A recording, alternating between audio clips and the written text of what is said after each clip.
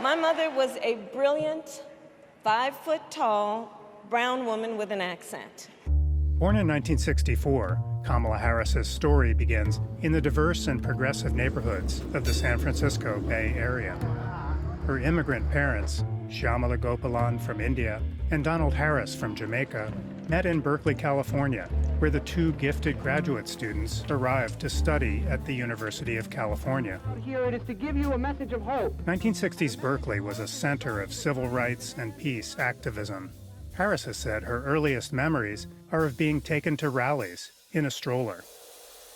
By 1970, the Harris' marriage had ended. Shyamala Gopalan, with her two daughters, found an apartment to rent in an area of Berkeley known as the Flatlands. So they lived above the daycare center, above Shelton's daycare. Had a modest 2-bedroom, 1-bath apartment. Childhood friend Carol Porter first met Harris at the school bus stop. We were the second class to desegregate Berkeley Public Schools. Harris went on to Howard University, a historically black college, and then law school. At a time when record levels of black men were incarcerated in California, she took a job as a prosecutor, a role often viewed negatively in the African American community.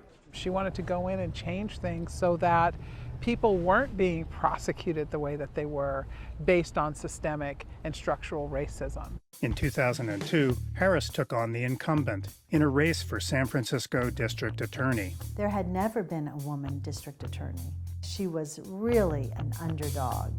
But from the beginning, she had something very special. Harris won the close race and set to work increasing convictions and prison time for violent offenders, while steering those convicted of first-time nonviolent crimes into her rehabilitation program called Back on Track. Elected Attorney General of California in 2010, she pressured U.S. banks into a $20 billion settlement over deceptive lending practices, took on the cross-border drug trade and human traffickers, and advocated for marriage equality. In 2016, Harris was elected to the U.S. Senate, where she quickly rose as a powerful voice on issues of immigration, healthcare, and criminal justice reform. Known for her sharp questioning during hearings and her ability to hold powerful leaders accountable, Harris became a prominent figure on the national stage. But in a 2020 run for president, Harris's campaign struggled to find direction amid staff chaos.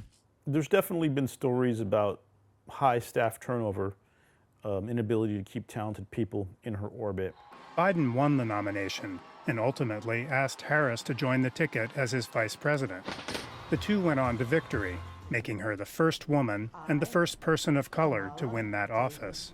Faced with a surge of migrants attempting to cross the U.S. southern border, Vice President Harris engaged with regional leaders to address instability and poverty.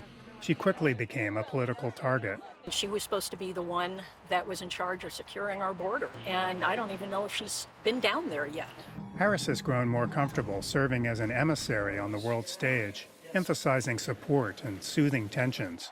And in a career defined by breaking barriers and exceeding expectations, Harris rose again, becoming the Democratic nominee for president when Joe Biden unexpectedly dropped out of the race.